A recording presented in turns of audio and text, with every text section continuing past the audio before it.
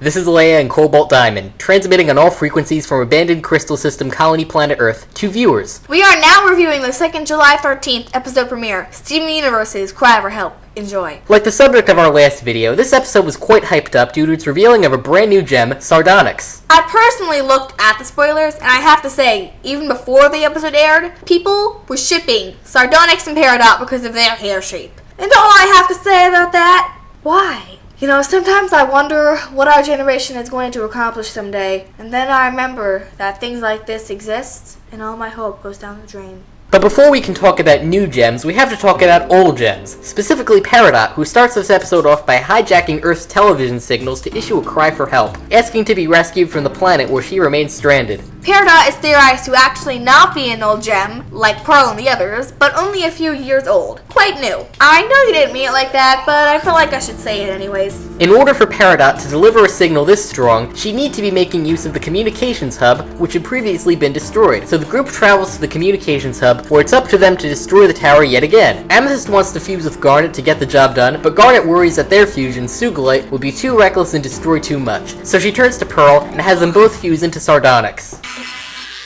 Good evening, everybody! The background music is one of my favorite themes of the episode, the theme of Sardonyx.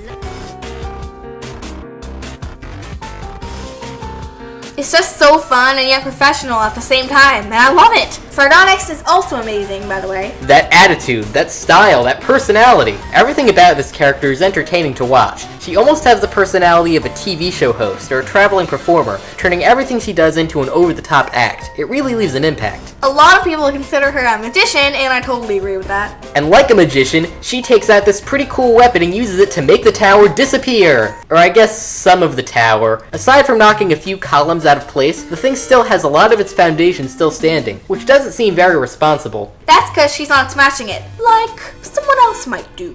But as it turns out, not smashing the tower was a bad idea because the very next day, the signal is interrupted yet again, forcing them to go back to the tower and bring Sardonyx back. Whoever built this tower goes unmentioned. Let that sink in. So, after that, Garnet and Pearl refuse and destroy the tower once again. Amethyst sings about her emotions, which is actually pretty sad. Maybe you're better off with her. I think she's better for you.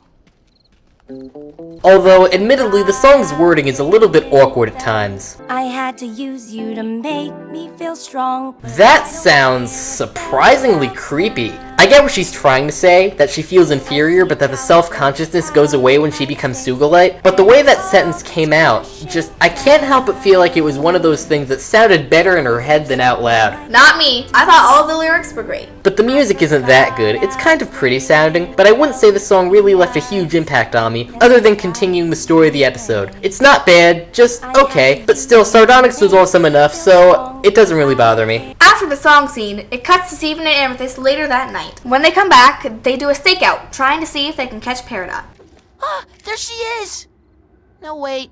That's just a weird cactus. But wait! Can't gems shapeshift? What if that really is Peridot, but taking the shape of a cactus? No, just stop. Rude much? Amethyst starts to give up hope when Peridot's escape pod pops in for a visit. Suspicious. They had it in the temple with them, and now she somehow has it.